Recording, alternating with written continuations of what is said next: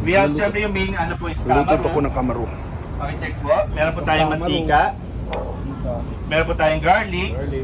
tomato, onion, salt, sugar, and fish sauce po, patis.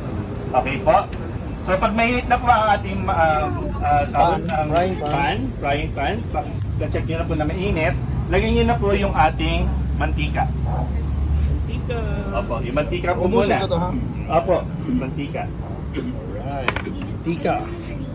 Sige po, ubusin po ninyo yung nakalagay na mantika sa inyong lagayan. Yan po. Hintayin lang po natin na uminit. After po nun, susunod po natin yung garlic. Plus yung mga pampabango. Opo. Garlic po.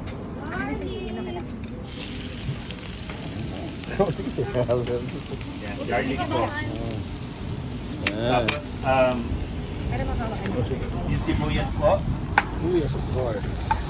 Tapos sunod po na natin yung ano. After po ng sibuyas, susunod na po natin yung camaro or yung whole chicken.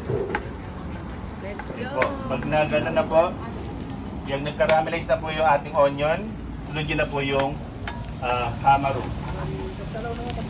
Yan, ilagay nyo na po yung camaro. Sige po, ilagay na po yung camaro. Yan po, hintayin lang po natin na ma-fry yung camaro.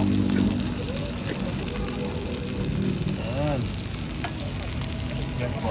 Tapos pwede na po natin isama ngayon Yung kamatis. yung kamatis. That. Yung kamatis. Pag malutong na po yung kamaro at natunaw na po yung kamatis, pwede nyo na po siya lagyan ng mga pampalasa. So taste po yung pampalasa natin, so kailangan nyo itong tikman. Meron po tayo mga teaspoon sa gilid para po matikman nyo po. Paano po malaman kung luto na po yung hammer? Kapag ano na po yung kamatis, natunaw na po. Tapos yung kamaro po kasi, Pre-cook ba yung kamaro natin? opo, yung kamaro po natin is pre-cook na po, na-adobo na po siya. At na ano na po siya, na tawag nito. Lalagyan na po siya ng suka. Opo. So yun po. So hintayin lang po natin na yung ano, yung kamaro po ay lumutong. Tapos yung ano po, yung kamatis po ay matunaw. Sir, lagay na po natin yung kamatis para po sabay na po siya pakla. Pwede na po yan, ano, hintayin nyo lang po na. Okay lang, medium naman. So sir, lagay nyo na po na siya pampalasa. Siguro yung panis, kalahati lang po muna. Tapos yung salt and ano po, sugar, ano po, pinch lang po ng Pinch of salt.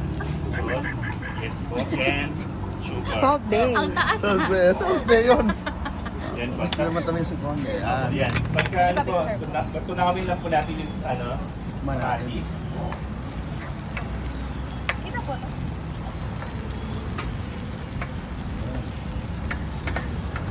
Okay. Tignan niyo po yung kamaro kapag ano po, para malutong na po siya. So okay na po siya, no? Tapos yung ano po, yung kamatis, dapat matunaw po na siya. Ito pa. Konti, Tapos ako. matunaw. Tunaw na. Panti na lang po siguro para medyo malutong. Kasi pag hindi nyo po pinalutong yan, yung ibon-ibon ka na yung kumain, hindi nila po pupustuhan. Pero pag medyo malutong, Ito pala yung gusto na malutong. sarap. Ay, naka-portrait ka ba? Okay po.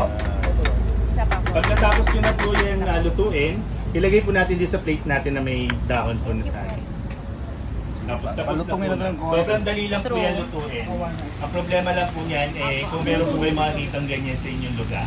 Kasi dito lang po sa amin karamihan ng... Saan to sa palayan? Opo, sa palayan po. Ang kamaro po ay nakukuha sa ilalim ng lupa. Sa palayan po mismo. Minsan po sa mga silihan. Yan, sili, palay, saka sa... Basta po sa farm po siya daw. Dapat medyo po yung oil. Opo. Mag-reduce ha. Pag nilagay niyo po dito, tanggalin niyo po yung oil. I-ano niyo po. Salain.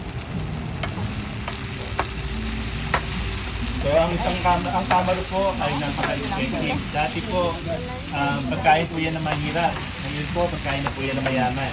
Kasi po, ang isang kilo po ng kamaro po ay 1,000 to 1,800 per Ha? kilo.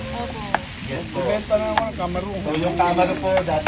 Makakahanap pa sir, why not? Yun, kaya- Breeding lang tayo ng kamaro ha. Yes, mas mahal pa po yan sa meat. Kaya sana po, mamaya kainin niyo po yan. Try niyo po i-taste. Ay, Yan. sayang po, nandito na po kayo sa Pampanga. Makikita niyo po yung aming delicacy. No? Okay po, pwede na po yan ilagay po sa ating plate. Tanggalin lang po natin yung excess na oil. Okay po. Wait lang Sige kuya, lang po. wait lang kuya. Okay, Dito sir, dito sir, sa kabila. Okay sir, kayo po. Ay, si sir Kapampangan, si sir alam ko eh. Sabi ni sir. So, marunong na siya magluto ng kamo. Paano na po kami kasi nagluto ka pa pa? Ayun. Pero depende pa rin po yan. Kahit may mga kapampangan din po na hindi rin po masyado. Okay lang po si Marunong Kuya Carlo po. magluto. Ano po? May mga kapampangan na di kumakain ng kamaro Yung na. aming advocacy po no, sa Pagmarangle para po mag-promote yung Kapampangan food sa mga kabataan. Kasi yung iba po, hindi na po kumakain ng mga kamaro, ng betute. Yan po. Kaya po ang aming, Kayo po, kumakain kayo ng kamaro at bitutu yes rin. po, kumakain po kami ng kamaro at Siya betute. hindi. Ano? Yes po. Okay na po? Okay na yan. Yes po, yan po ang ating mga tickets. So ang kamaro po, meron po yan dito sa amin, meron po siyang tatlong klaseng luto. Meron po tayong adobo, na fried. Ano yan to? po yung sumunod, ginisa. Ginisa. At meron din po kami chili garlic. Finally, na tikman kamaro. natin. Yun po yung tatlong Tikman luto lang na natin. meron po tayo dito sa Ng kamaro eh. So, opo, pwede na po yan. First kamaro ko to. Yes po, pwede na po. At tunaw na rin naman po yung pakiles na po yung oil kung kalinagay niyo po sa plate. Manyaman. Okay po. Okay po. So Manyaman. nakatapos na po tayo ng